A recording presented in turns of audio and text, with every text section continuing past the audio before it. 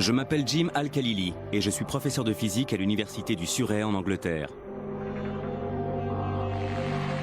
Depuis toujours, les secrets des atomes et de leurs noyaux sont au cœur de mes travaux de recherche. Mais il y a autre chose que vous devez savoir sur moi.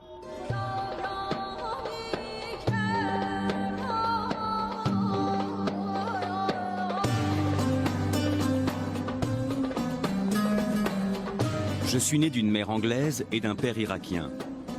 J'ai d'abord grandi à Bagdad avant de quitter l'Irak avec ma famille lorsque Saddam Hussein a pris le pouvoir à la fin des années 70. À cette époque, j'étais déjà passionné de science. Et plus j'avançais dans mes études, plus j'avais l'impression de me reconnaître dans la tradition scientifique occidentale, celle de Newton et d'Einstein. Pourtant, au fond de moi, je ne pouvais m'empêcher de penser que j'occultais toute une partie de mon propre héritage scientifique. Je me souviens que lorsque j'étais à l'école en Irak, on me parlait de l'âge d'or de l'islam, d'une période entre le 9e et le 12e siècle où Bagdad, Damas, Le Caire et Cordoue abritaient de grands érudits musulmans qui ont été à l'origine d'avancées scientifiques sans précédent. C'est pourquoi je veux exhumer ce passé, découvrir les grandes figures de cette période et comprendre l'importance de ce qu'ils ont apporté à la science. Certains érudits médiévaux musulmans ont-ils contribué à l'avancée de la science, au même titre que Galilée, Newton ou Einstein? Et surtout, quel lien existe-t-il entre science et islam?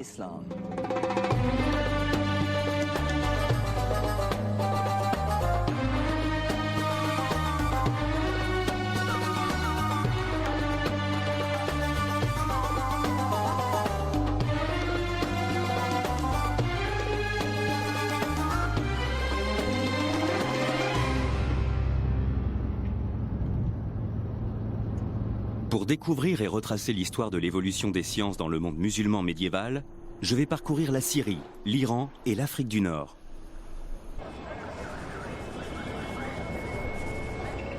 Mon périple commence dans les ruelles du Caire, la capitale égyptienne, où je prends conscience que de nombreux mots du langage scientifique actuel viennent en fait de l'arabe.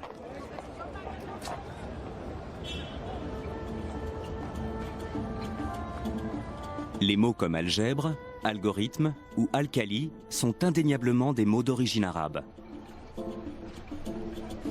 Or, ils constituent les fondements de notre science actuelle. Sans algèbre, les mathématiques modernes et la physique n'existeraient pas. Sans algorithme, il n'y aurait pas d'ordinateur. Et il n'y aurait pas non plus de chimie sans alcali.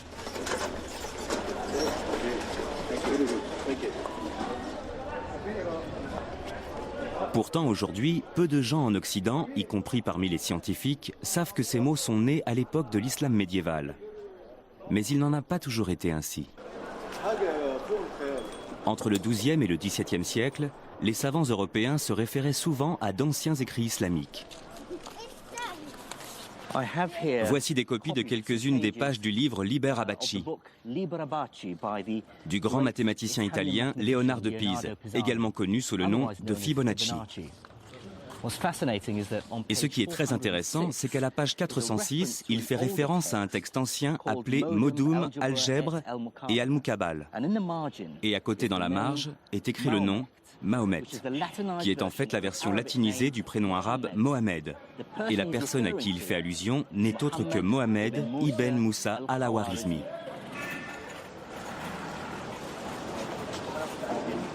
En fait, dans de nombreux domaines comme la cartographie, l'optique ou la médecine, il n'est pas rare de voir apparaître des noms arabes comme celui-ci dans les textes européens du Moyen-Âge. Mais je veux d'abord m'arrêter sur al-Khwarizmi, car ses travaux ont eu un impact fondamental sur notre vie d'aujourd'hui.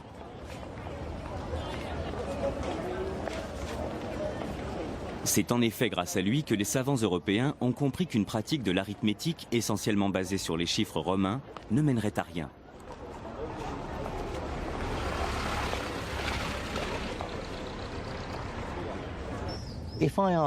Si je vous demande de multiplier 123 par 11, Vous serez peut-être capable de le faire de tête et de me donner le résultat qui est 1353.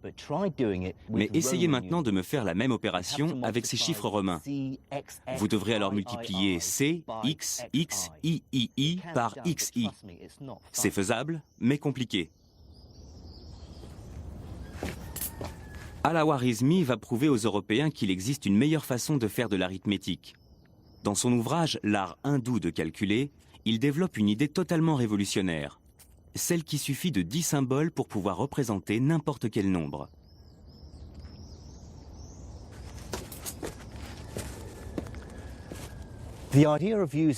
Cette idée de n'utiliser que 10 symboles, les chiffres allant de 1 à 9, plus le symbole 0 pour représenter tous les nombres de 0 à l'infini, a d'abord été développée par des mathématiciens indiens aux environs du VIe siècle.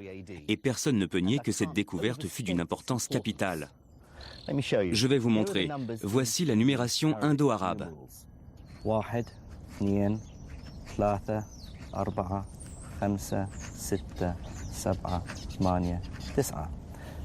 Et voici la numération utilisée en Occident.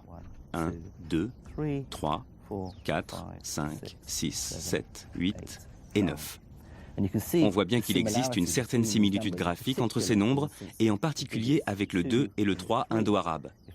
Si je tourne la feuille comme ceci, on voit bien qu'il ressemble au 2 et au 3 que nous connaissons.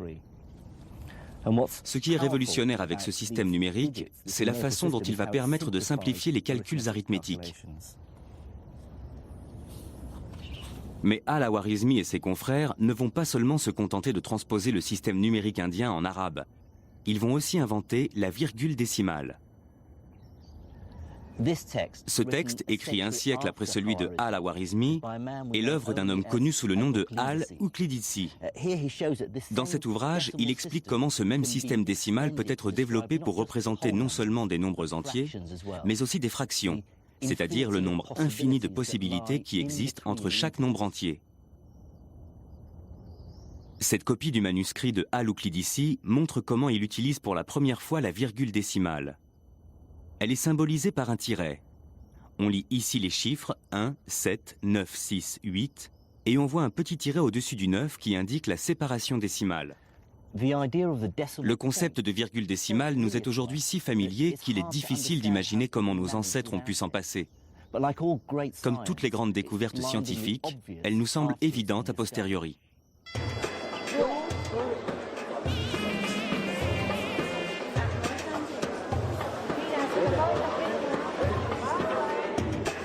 L'histoire des nombres et de la virgule décimale prouve bien que la science avait commencé à se développer dans le monde entier il y a déjà des milliers d'années.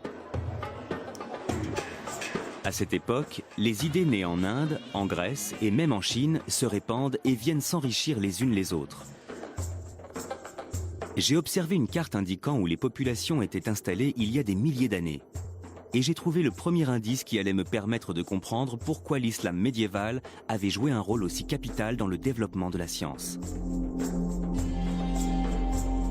La ville située au centre du monde arabo-musulman était un point névralgique où se rencontraient des hommes d'horizons différents et une multitude de courants de pensée. Et la capitale de ce vaste empire n'était autre que Bagdad, la ville où je suis né.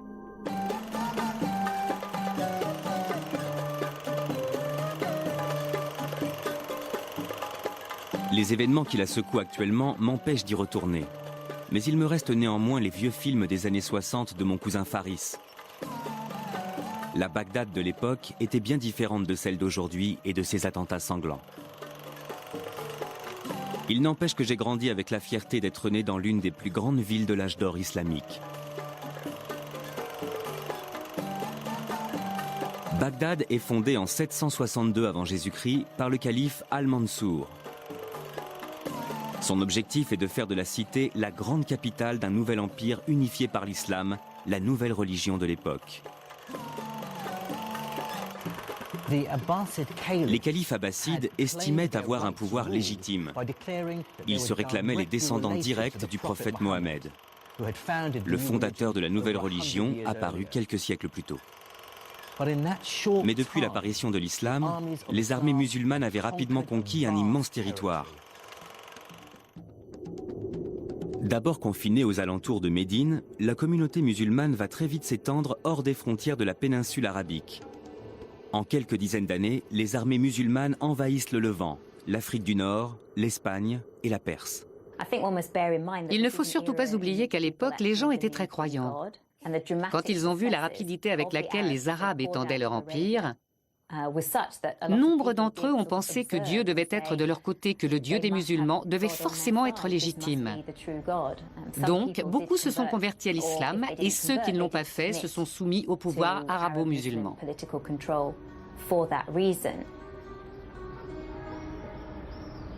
Au début du 8e siècle, les califes musulmans sont à la tête d'un vaste territoire.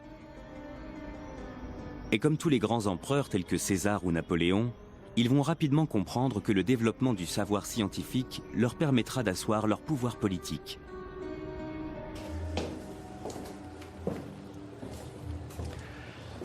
Et il y avait plusieurs raisons à cela. Il y avait d'abord des raisons pratiques. Les connaissances médicales permettaient de sauver des vies et les techniques militaires de gagner des guerres. Les mathématiques pouvaient également aider à gérer les échanges financiers de plus en plus complexes de l'Empire. Mais l'islam allait également jouer un rôle essentiel. Le prophète lui-même avait encouragé ses fidèles à partir en quête du savoir, même si cette quête devait les mener jusqu'aux confins de la Chine. Donc, pour beaucoup de musulmans, étudier et tenter de comprendre le monde créé par Dieu faisait en quelque sorte partie de leurs obligations religieuses. Mais le développement du savoir répondait aussi à des motivations beaucoup moins nobles. Pour bon nombre des membres de l'élite dirigeante arabo-musulmane, l'érudition était aussi un moyen de défendre ses propres intérêts. Détenir le savoir était la preuve de la supériorité du nouvel empire sur le reste du monde.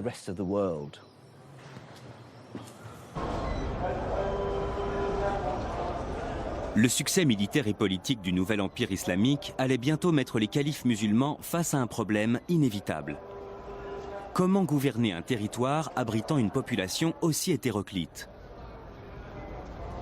Même si la majorité de l'empire s'est convertie à l'islam, il abrite des peuples de traditions et de langues différentes, séparés par d'énormes distances.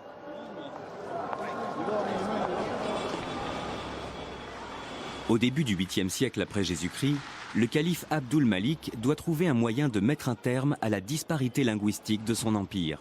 Comme toutes les grandes figures de l'empire arabo-musulman, sa religion lui interdit d'être représentée. Seuls quelques portraits datant d'une époque postérieure à son règne permettent d'avoir une idée de ce à quoi il ressemblait. La solution qu'il va trouver pour pallier ce problème va prendre une ampleur inattendue. Sans le savoir, il sera à l'origine d'une véritable renaissance scientifique. Abdelmalik Ibn Marwan a été le premier à dire « il faut mettre un terme à ce chaos bureaucratique. On ne peut pas continuer comme ça. On ne peut pas continuer à gouverner comme ça, un immense territoire comme celui-ci avec une telle diversité de langues. » Il voulait gouverner un empire où l'on ne parle qu'une seule et même langue. Et il voulait que ce soit une langue qu'il puisse comprendre. C'est pourquoi il a choisi l'arabe.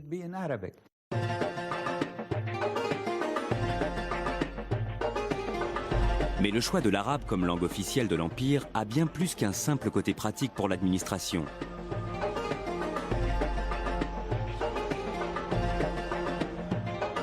Cette décision a également une très grande valeur symbolique. Le Coran, le livre saint de l'islam, étant rédigé en arabe, cette langue est considérée comme sacrée par les musulmans.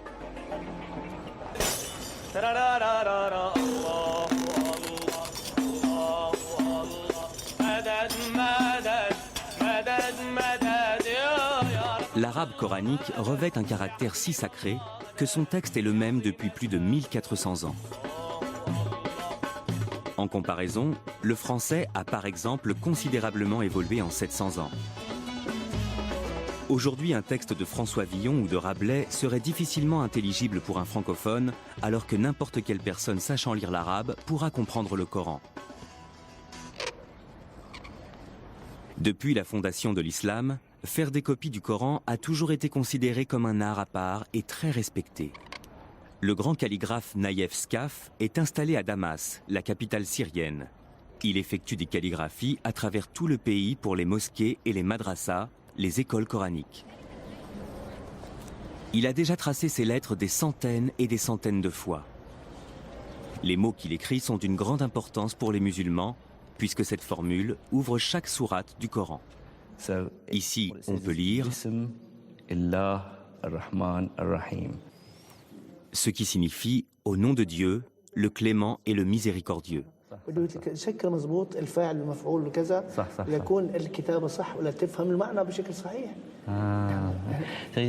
Il dit que toute la complexité de la calligraphie arabe s'est imposée à eux avec l'expansion de l'islam. Parce que du coup, les calligraphes de l'époque craignaient que le sens du texte coranique finisse par se perdre. S'il était lu par des personnes qui ne parlaient pas arabe, celles-ci risquaient de mal l'interpréter. Mais surtout, ils seraient incapables de faire la distinction entre les différentes lettres. C'est pourquoi ils ont ajouté des points sur certaines lettres et de nombreux signes pour indiquer le son des voyelles. C'est une modification qu'ils ont apportée pour s'assurer que les gens prononceraient correctement le texte du Coran en le lisant. Cette unification linguistique a rapidement un impact sur la science. Les érudits issus des différents pays de l'Empire, qui autrefois n'avaient aucun moyen de communiquer, peuvent désormais le faire grâce à une langue commune. Et cette langue a justement la particularité de ne prêter à aucune ambiguïté et d'être très précise. Autrement dit, elle est idéale pour favoriser le développement du langage technique et scientifique. Cette unification va permettre l'apparition d'une vaste communauté intellectuelle, où tout un tas d'érudits issus d'horizons complètement différents vont pouvoir engager le dialogue, comparer leurs savoirs, débattre et confronter leurs connaissances, souvent même de façon très véhémente. Les savants de Cordoue, dans le sud de l'Espagne, pouvaient désormais débattre de leurs connaissances littéraires et scientifiques avec les érudits de Bagdad ou encore de Samarcande.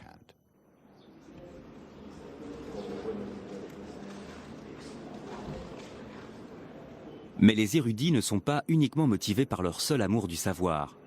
La perspective de pouvoir s'enrichir va également les pousser à approfondir leurs connaissances.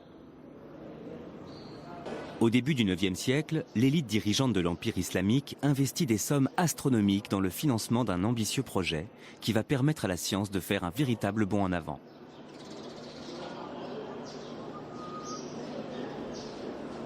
L'objectif est de fouiller les bibliothèques du monde entier à la recherche de manuscrits scientifiques et philosophiques. En grec, syriaque ou sanskrit, pour ensuite les traduire en arabe. Une initiative connue dans l'histoire sous le nom de mouvement de traduction.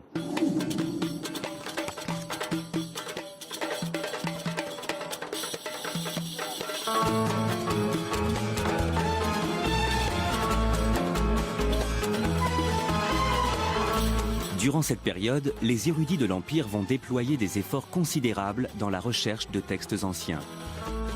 Ramener un livre au calife pouvait en effet se révéler extrêmement lucratif. L'histoire raconte que le calife Al-Mamoun était tellement obsédé par cette quête qu'il avait envoyé des émissaires dans le monde entier simplement pour mettre la main sur les ouvrages qui lui manquaient et les faire traduire.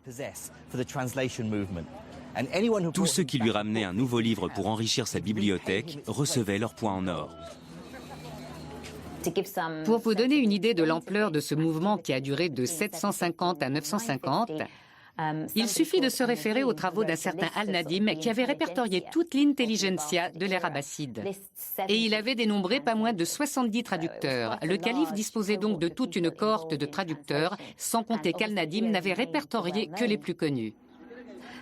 Ils pouvaient gagner jusqu'à 500 dinars d'or par mois, soit environ 18 000 €, ce qui est une somme d'argent considérable pour un tel travail. Donc c'était vraiment une profession très prestigieuse, extrêmement bien payée et privilégiée. Cette course au savoir était aussi motivée par des raisons pratiques qui aujourd'hui n'ont plus aucun lieu d'être pour nous. La ville d'Alexandrie en Égypte dispose aujourd'hui d'une toute nouvelle bibliothèque. Mais à l'époque, la destruction de la première bibliothèque d'Alexandrie, survenue quelques siècles plus tôt, est encore très présente dans les mémoires. La perte des milliers d'années de savoir qui ont disparu avec elle a profondément marqué les esprits. Ce que nous avons tendance à oublier, parce qu'aujourd'hui nous vivons dans une époque de stockage massif de l'information et qu'il n'y a pratiquement plus aucune entrave à la communication, c'est que tout peut disparaître du jour au lendemain. Et ça, c'était quelque chose de très important pour les érudits de l'Empire islamique, parce qu'ils savaient parfaitement que les écrits étaient susceptibles de disparaître. Ils pouvaient se perdre, finir ensevelis ou brûlés. Il arrivait que des villes entières disparaissent. Et c'est pour cette raison que le mouvement qu'on observe à Bagdad, au Caire ou à Samarcande va avoir pour objectif de collecter ces écrits et de les traduire pour les analyser, les rassembler et les stocker. Parce que ces manuscrits pouvaient disparaître du jour au lendemain et il fallait absolument les préserver.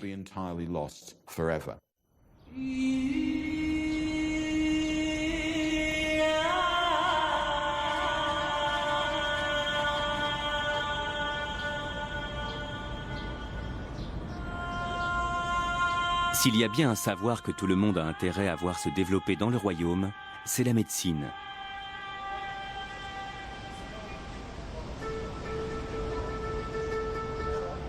À cette époque, l'espérance de vie est très courte. Les textes anciens prouvent que ce que nous considérons aujourd'hui comme des infections relativement bénignes se révélaient mortelles à cette époque. Face à la maladie, Dieu n'est pas seulement une source de réconfort pour les croyants. Les enseignements religieux servent aussi à rappeler qu'il ne faut jamais abandonner. Dans les hadiths, le recueil des paroles du prophète, Mohammed dit « Ce qui signifie « Dieu n'envoie jamais aux hommes une maladie sans lui envoyer aussi son remède ». C'est pour cela qu'aujourd'hui encore, les musulmans continuent de croire que pour chaque maladie, il existe toujours un remède quelque part et qu'il suffit de le chercher pour le trouver. Pour comprendre comment cette vision plutôt optimiste des choses a influencé la médecine islamique, je pars à Damas pour rencontrer le docteur Peter Portman.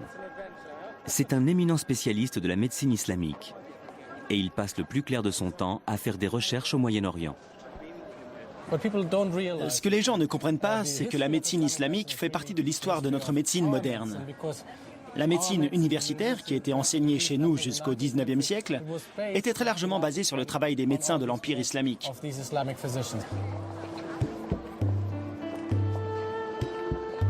La médecine islamique s'inspirait elle-même très largement de celle de la Grèce antique. Le premier et le plus important ouvrage médical traduit en arabe est un manuscrit datant du IIIe siècle, écrit par un médecin grec, Galien.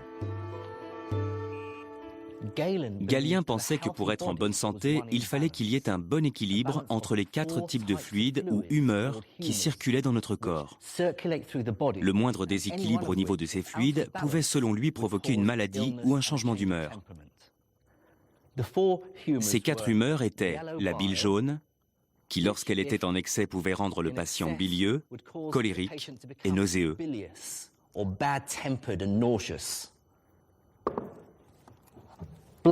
Le sang, qui en trop grande quantité dans l'organisme pouvait transformer le patient en quelqu'un de sanguin, chaleureux et rouge. La bile noire, qui en excès rendait le patient léthargique, mélancolique et déprimé. Et enfin, le flegme, qui en excès rendait le patient flegmatique, apathique et dénué d'émotions. Galien pensait que la maladie était le résultat d'un déséquilibre au niveau de l'une de ses humeurs et que pour la traiter, il suffisait de débarrasser le corps de l'excès de fluide.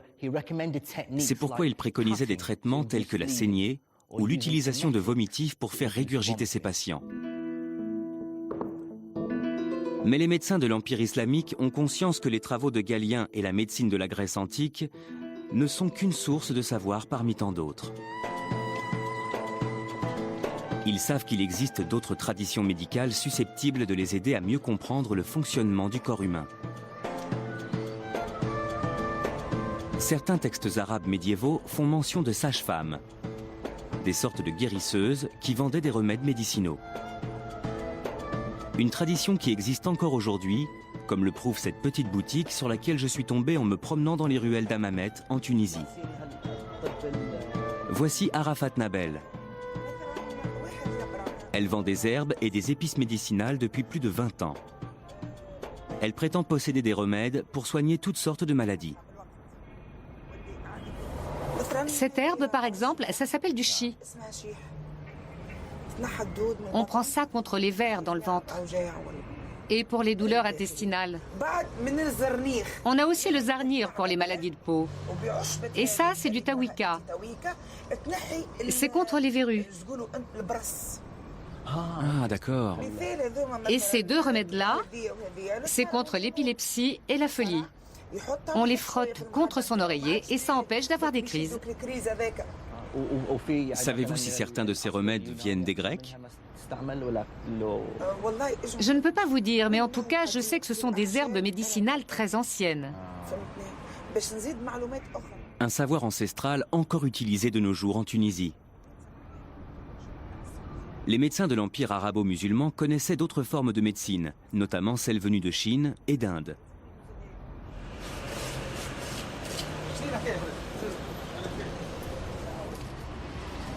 Mais une autre partie de leur savoir leur venait également de leur propre religion, l'islam, et s'inspirait des préceptes du Coran ou des hadiths, le recueil relatant les paroles et les actes du prophète. Dans une librairie de monastir en Tunisie, j'ai trouvé un exemplaire d'un livre très connu que l'on peut se procurer encore aujourd'hui sans aucune difficulté dans tout le monde musulman. Ce livre s'appelle « La médecine du prophète ». C'est un livre très ancien puisque son auteur est né entre 691 et 751 du calendrier musulman, ce qui correspond pour nous au XIVe siècle. Voici un passage très intéressant sur la peste.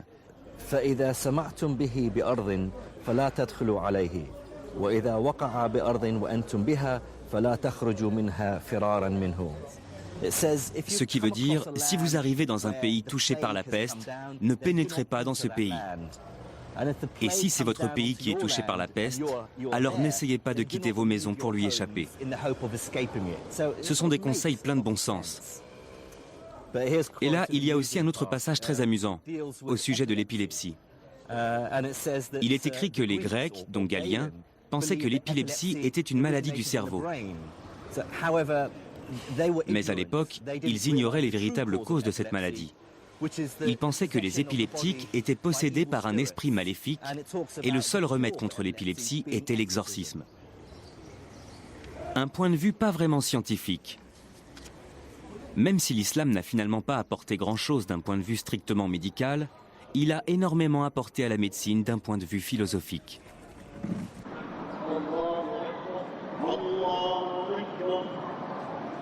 L'islam est une religion qui repose essentiellement sur le concept de la compassion envers autrui.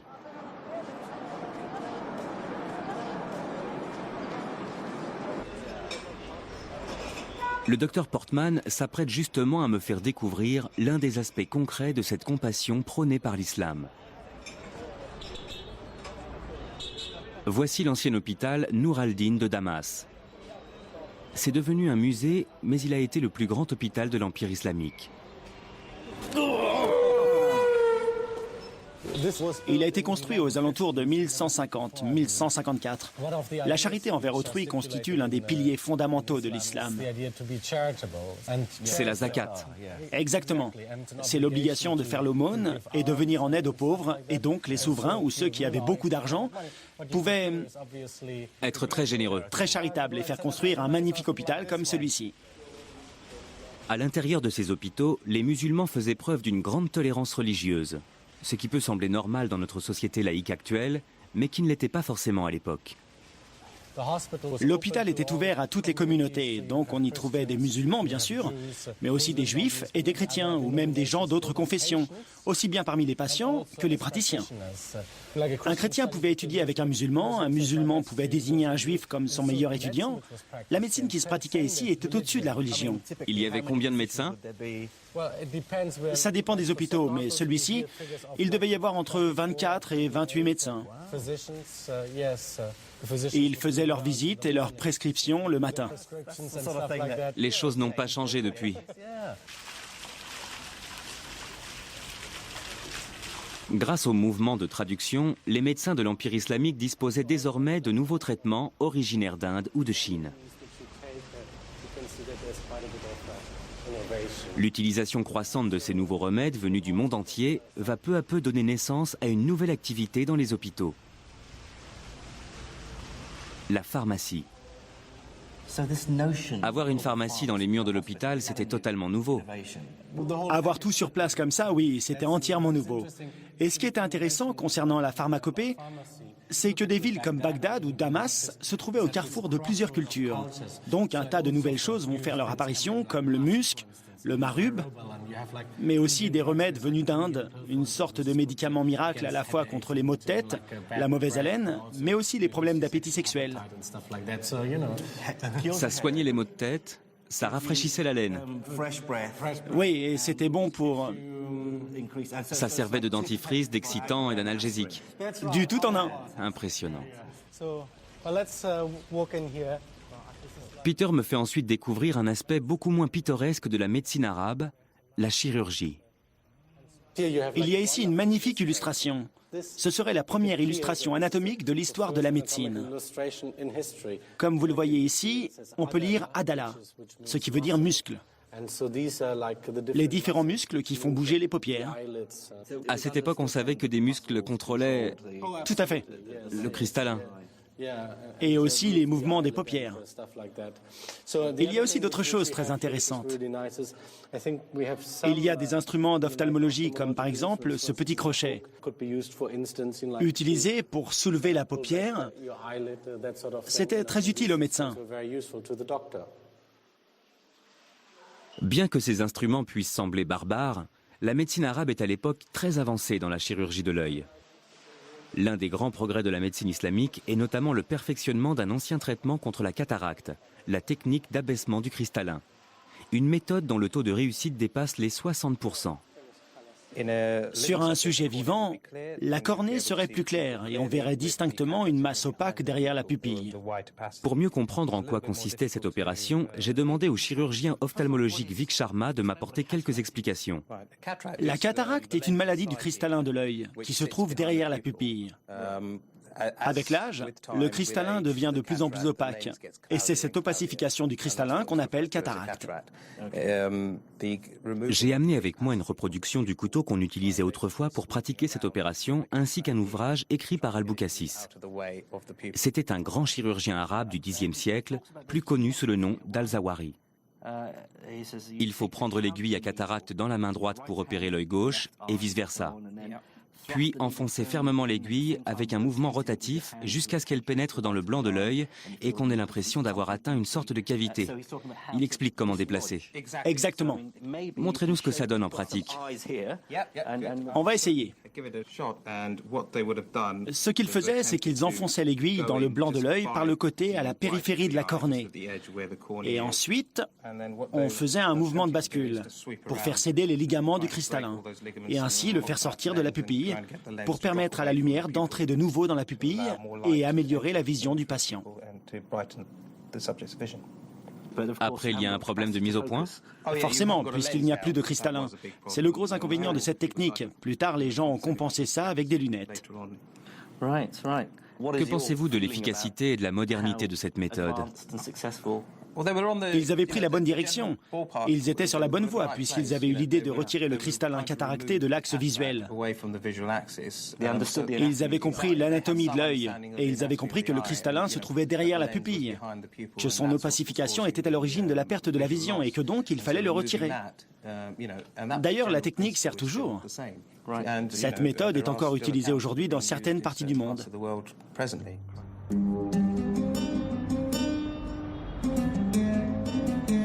Avoir un regard rétrospectif sur la médecine arabe à la lumière de nos connaissances scientifiques actuelles se révèle finalement assez frustrant. Certaines croyances scientifiques de l'époque étaient totalement absurdes. Mais d'un autre côté, les érudits musulmans avaient une approche scientifique à la fois logique et systématique, ce qui était totalement remarquable pour l'époque et prouve bien qu'ils étaient en avance sur leur temps. Un érudit musulman, plus que tout autre, incarne à lui seul ce lien étroit entre religion et science. Ibn Sina. Mais il est plus connu en Occident sous le nom d'Avicenne. Ce scientifique pluridisciplinaire faisait partie du cercle intellectuel et mondain de la cour. En 1025, il écrit une encyclopédie intitulée Al-Qanun fil Tibb, le canon de la médecine. Dans cet ouvrage, Avicenne reprend et développe toutes les connaissances de ses prédécesseurs, de la Grèce antique, en passant par l'Inde. D'un point de vue historique, quelle est la place de ce livre? C'est un ouvrage capital. Peu de textes ont eu une telle importance historique. C'est une encyclopédie qui va venir balayer tout le reste pour rapidement devenir un ouvrage de référence qui va supplanter bon nombre d'autres textes. Si bien que certains vont même s'en plaindre en disant « il est tellement bien organisé et tellement accessible que plus personne ne lit les textes grecs ou leurs traductions ». Voici le premier livre, la première partie qu'on appelle Al-Kulliyat. Ce sont les principes généraux, ça traite du fonctionnement du corps humain et des maladies en général. Le deuxième livre détaille toutes les maladies, de la tête aux pieds. Il décrit toutes les maladies de haut en bas. Il commence avec les pathologies de la tête, puis il descend progressivement avec les maladies des yeux, des oreilles, du nez, de la bouche, et ainsi de suite pour finir avec tout ce qui touche les organes sexuels. À première vue, l'objectif des 3 volumes de cette encyclopédie médicale est très ambitieux. Avicenne tente de répertorier les éléments de diagnostic et les traitements pour des maladies aussi diverses que la dépression, la méningite ou la petite vérole. On trouve également des chapitres très détaillés traitant de maux beaucoup plus bénins. Par exemple, ici, il parle des maux de tête. Des différents maux de tête. Oui.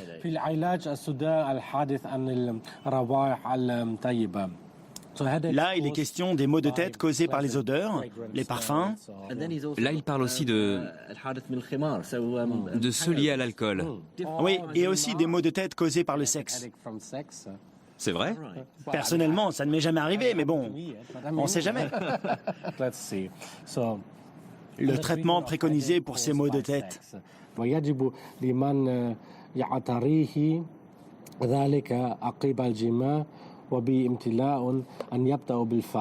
Ce qui veut dire, si quelqu'un souffre de maux de tête, après avoir eu des relations sexuelles, et qu'il ressent une sensation de satiété sexuelle, c'est-à-dire qu'il a en quelque sorte abusé du sexe,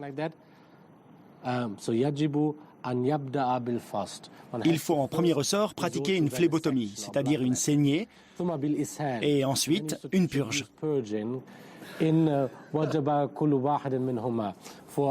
Dans ce cas, il faut pratiquer les deux, la saignée et la purge. Nombre de ces traitements semblent complètement absurdes. Ils n'ont rien à voir avec la médecine moderne. Non, pas vraiment. Pendant combien de temps les gens ont continué à croire tout ça?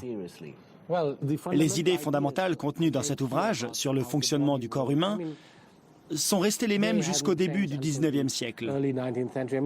Il y a eu des avancées dans certains domaines, mais les fondements sont restés les mêmes. Ce n'est qu'après qu'il y a eu un véritable changement avec la découverte des bactéries et des virus. Ce n'est qu'après 1850 que la médecine a véritablement pris un nouveau tournant. Le canon de la médecine d'Avicenne marque néanmoins une étape fondamentale dans l'histoire de la médecine. Même si la majeure partie des connaissances médicales regroupées dans cette encyclopédie sont totalement fausses, c'est le premier ouvrage à répertorier toutes les connaissances de l'époque pour les rassembler et les organiser en un seul et même recueil. Le canon d'Avicenne était donc une base de référence que les générations futures n'auraient plus qu'à réécrire.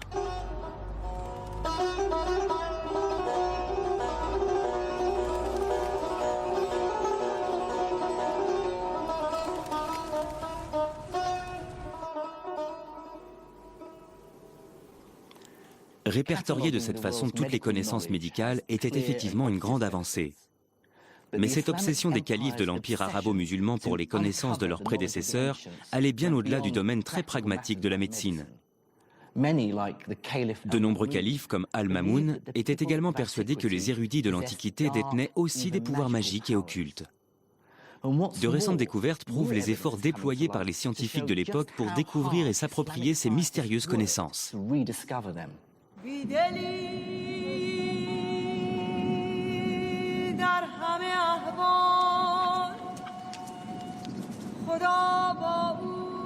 Pour retrouver leurs traces, je dois me rendre dans les dunes arides du désert du Sahara en Égypte.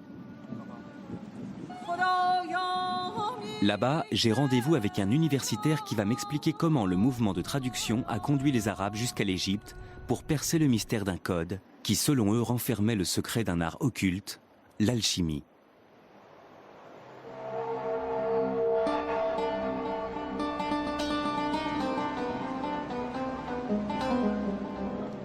Nous sommes à Saqqara, une ancienne nécropole datant de l'époque pharaonique.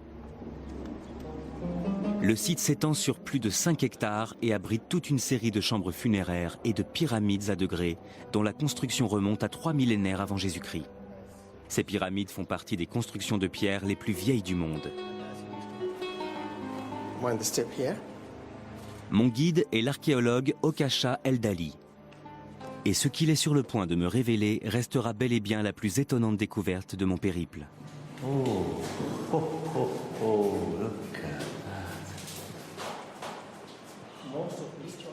Comme la plupart des gens, j'étais persuadé que les hiéroglyphes égyptiens étaient restés un mystère jusqu'au XIXe siècle. Jusqu'à la découverte de la fameuse pierre de Rosette. Un fragment de stèle portant une inscription écrite à la fois en hiéroglyphe et en grec.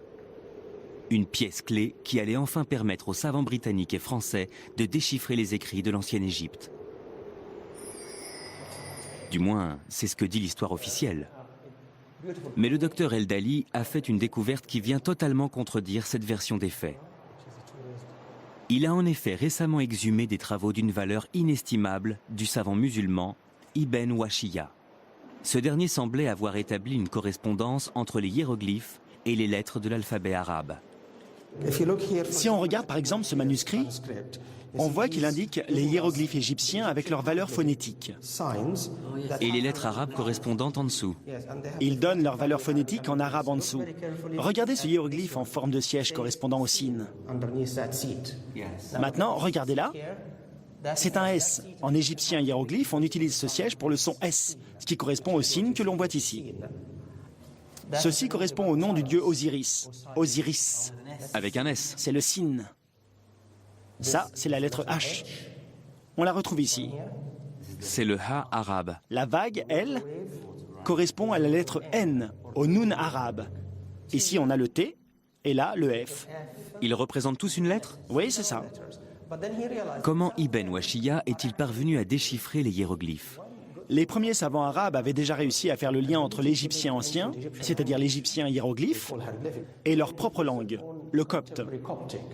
Ils avaient compris que la langue copte n'était ni plus ni moins que l'héritière moderne de l'égyptien ancien. Et s'ils avaient pu faire cette découverte, c'est justement parce que le mouvement de traduction leur avait permis d'avoir accès aux manuscrits coptes. C'est grâce à ces textes que les savants ont pu établir le lien direct qui existait entre l'égyptien hiéroglyphique et l'arabe. Quelle proportion de l'alphabet hiéroglyphique avait-il identifié? Environ 14 lettres, la moitié de l'alphabet hiéroglyphe égyptien. Ce qui est incroyable pour des savants du 9e ou du 10e siècle.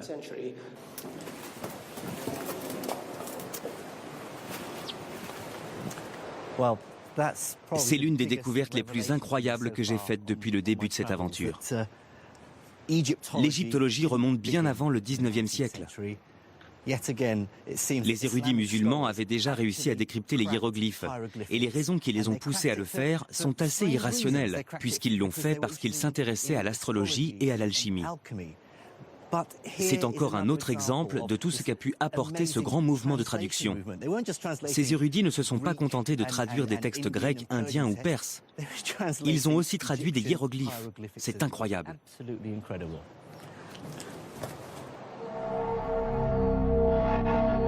Malheureusement pour le calife Al-Mamoun, la traduction des hiéroglyphes n'a permis de révéler aucun des secrets de l'alchimie.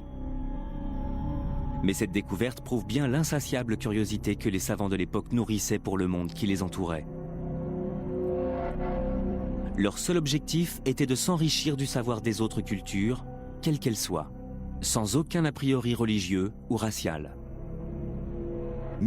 La plupart des traditions intellectuelles, y compris la nôtre, ont tendance à faire tout leur possible pour supplanter les autres.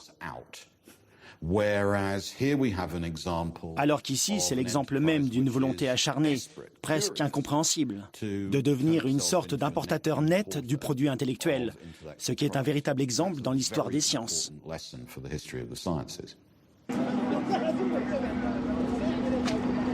Je ne vais pas tarder à découvrir à quel point ce vaste mouvement de traduction a permis à la science de faire un véritable bond en avant. Car il ne faut pas oublier que cette formidable avancée n'a pas seulement été médicale et scientifique. Bagdad, la capitale de ce vaste et puissant empire, allait bientôt devenir une cité florissante et multiculturelle.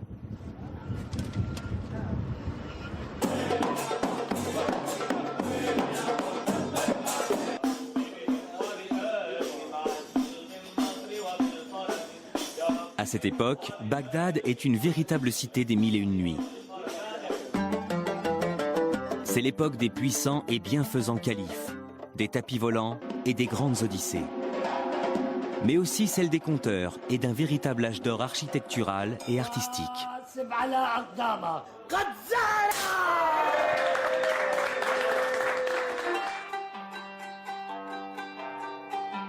Bagdad est une ville si animée et si rayonnante d'un point de vue culturel qu'un voyageur de l'époque l'a décrite en ces termes.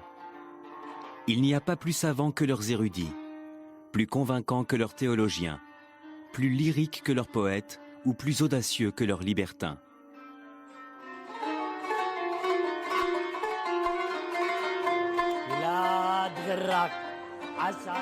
L'empire arabo-musulman et sa capitale Bagdad abrite alors une civilisation au rayonnement culturel sans pareil.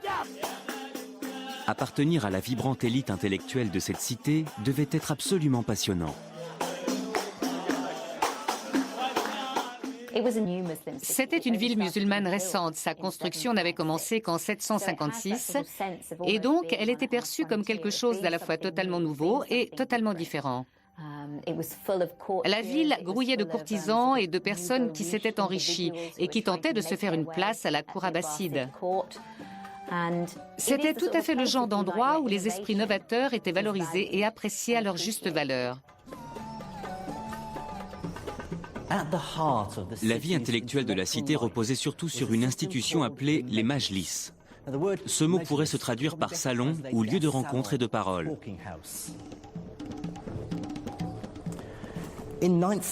Dans la Bagdad du IXe siècle, l'élite de la ville, c'est-à-dire le calife, ses courtisans, les généraux et l'aristocratie organisaient des réunions. C'étaient des sortes d'assemblées durant lesquelles toute l'élite intellectuelle de la cité, les philosophes, les logiciens, les astronomes et les théologiens se réunissaient pour débattre et échanger leurs idées. Pour y participer, les gens n'avaient pas besoin d'adhérer à certaines idées ou d'appartenir à une religion particulière. Ils étaient libres de donner leur vision des choses et d'exprimer leur point de vue. L'obligation, c'était de s'exprimer dans un arabe parfait et d'avoir un bon raisonnement logique. Ces majlis réunissaient en un seul et même lieu les intellectuels et les plus grosses fortunes de la ville. Les érudits les plus brillants de l'Empire venaient pour échanger leurs idées et se livraient une bataille acharnée pour tenter de trouver des mécènes. Cette première étape de mon voyage à travers les sciences de l'Empire islamique me ramène sur les traces de l'homme dont je vous ai parlé au début de mon aventure dans les ruelles du Caire. Il s'agit du grand mathématicien à qui nous devons le système décimal. C'est en plein cœur de cette période de grande effervescence intellectuelle que vécut Al-Khwarizmi, un grand mathématicien qui était aussi astronome, courtisan et favori du calife Al-Mamoun. Cet érudit qui avait quitté l'est de la Perse pour Bagdad était un pur produit de son époque. Cet avant-gardiste vivait entouré de livres et avait étudié les traditions scientifiques venues de Grèce, d'Inde, de Perse et de Chine. Al-Khwarizmi allait réunir et synthétiser deux traditions mathématiques complètement différentes pour donner naissance à quelque chose de totalement nouveau. Cette capacité de pouvoir considérer simultanément deux modes de pensée mathématiques complètement différentes va permettre de définir des modèles et d'isoler les aspects les plus importants dans les domaines du calcul et de la mesure. Ça a permis d'accélérer le processus de bouleversement intellectuel. La première de ces traditions mathématiques vient de la Grèce antique. Les mathématiques grecques traitent principalement de géométrie, une science consistant à étudier des figures comme les triangles, les cercles ou les polygones et à calculer les aires ou les volumes. L'autre tradition mathématique dont Al-Khwarizmi va s'inspirer vient de l'Inde. Les mathématiciens indiens étaient à l'origine du système décimal à 10 symboles qui avait permis de simplifier les calculs. Grâce au mouvement de traduction, Al-Khwarizmi avait l'avantage et la chance d'avoir accès aux traditions mathématiques grecques et indiennes. Il était désormais en mesure de combiner l'intuition géométrique avec la précision de l'arithmétique, les figures grecques avec les symboles indiens, pour donner naissance à une nouvelle forme de pensée mathématique plus connue aujourd'hui sous le nom d'algèbre.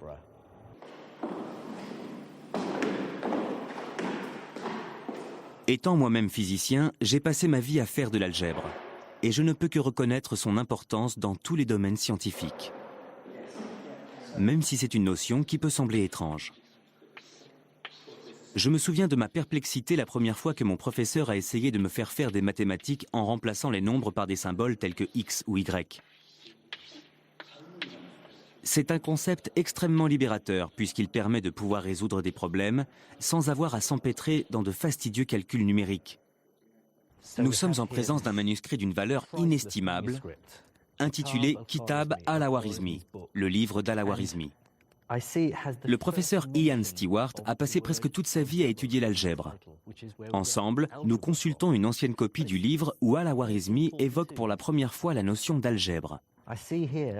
Dans la marge, il indique bien le titre du livre, Al-Jibre ou Al-Muqabala. C'est la première fois que le mot algèbre est mentionné. Algèbre. C'est de là que vient le mot algèbre. Dès la première lecture, j'ai tout de suite noté qu'il disait « J'ai découvert que les gens ont besoin de 3 types de nombres.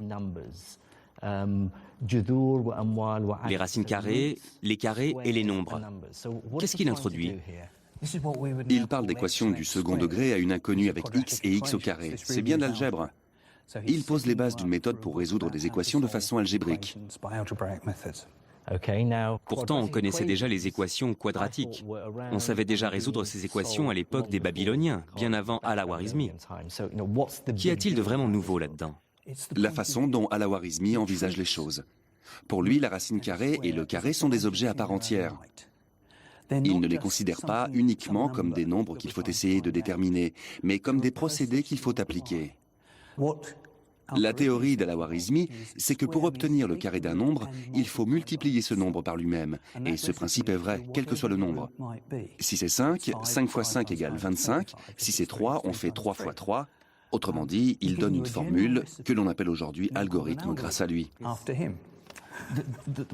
Oui, le mot algorithme nous vient d'Al-Khwarizmi. C'est encore un autre mot qui nous vient de lui. Il parle justement de cette formule à la page suivante. On multiplie la racine carrée d'un nombre, on divise le résultat par 2 et on le multiplie par lui-même. Ensuite, on l'ajoute à l'autre nombre et on extrait sa racine carrée. C'est un algorithme ? Oui. Et c'est là toute la nouveauté. Ceux qui s'étaient penchés sur le sujet avant lui auraient plutôt dit quelque chose du genre « Prenez la moitié de 10, donc 5, mettez 5 au carré, ça donne 25. » Ou avec un autre exemple, prenez la moitié de 12, qui est 6, mettez 6 au carré, ce qui fait 36. Ils auraient continué comme ça, ainsi de suite, avec des nombres différents. Et il aurait fallu déduire soi-même la formule à chaque nouvel exemple. C'est pas ce qu'il fait. Exact. Lui dit, prenez la moitié de la racine carrée, divisez-la par 2, quelle que soit la racine. La moitié de la racine carrée devient un objet. Si la racine carrée est un objet, la demi-racine carrée l'est aussi. Pas besoin de savoir à quel nombre ça correspond. Tout à fait. Vous savez que vous devez la mettre au carré. Ça suffit, peu importe le nombre que vous devez mettre au carré. On élimine de façon temporaire le lien qui peut exister avec des nombres spécifiques et on manipule ces nouveaux objets en tant que tels, selon les règles qu'il établit dans son livre.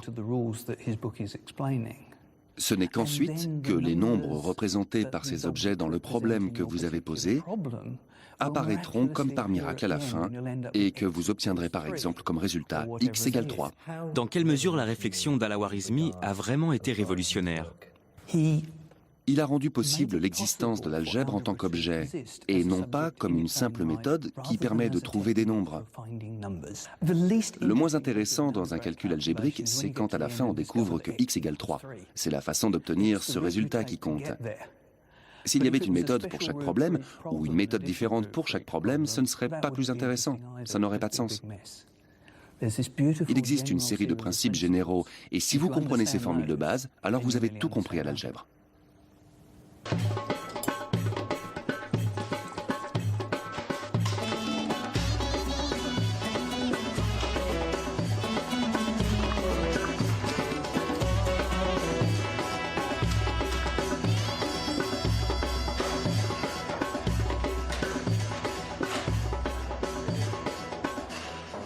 En quoi l'algèbre a-t-elle été vraiment importante dans l'évolution du monde? Elle a permis de résoudre toutes sortes de problèmes à travers les âges. Soit m, la masse d'un boulet de canon, et d, la distance qu'elle doit parcourir.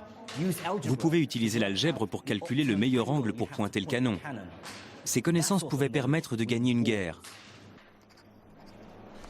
Soit c, la vitesse de la lumière, et m, la variation de la masse d'un noyau d'atomes. Calculez ensuite l'énergie dégagée à l'aide de la formule algébrique suivante. E égale mc au carré. La maîtrise de cette formule confère un véritable pouvoir.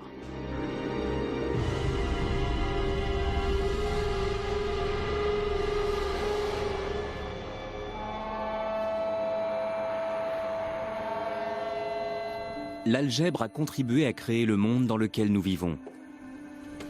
La science d'aujourd'hui n'aurait jamais existé sans elle.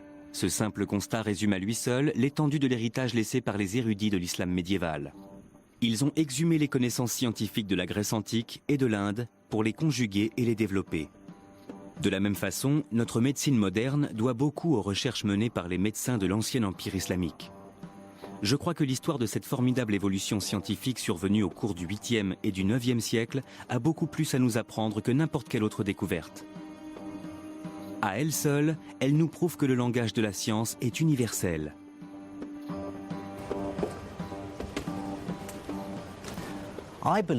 La prouesse la plus remarquable des scientifiques de l'islam médiéval a d'abord été de prouver que la science n'était pas islamique, hindoue, hellénistique, juive, bouddhiste ou chrétienne.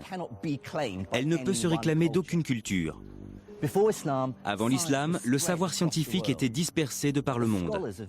Mais ces savants ont su rassembler les pièces de cet immense puzzle en assimilant des connaissances nées bien au-delà des frontières de leur empire. Cette immense synthèse du savoir n'a pas seulement donné naissance à une nouvelle science, elle a aussi permis de prouver que la science pouvait transcender les frontières et l'appartenance religieuse. Le savoir scientifique profite à tous les humains quels qu'ils soient. C'est une vision des choses aussi pertinente qu'exemplaire.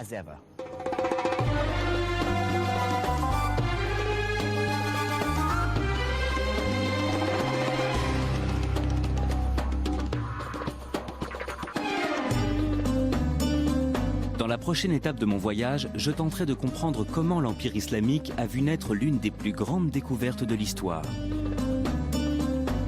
Je vous dévoilerai comment les mathématiques et l'expérimentation se sont rencontrées au cours de la révolution industrielle qu'a connue l'Empire islamique.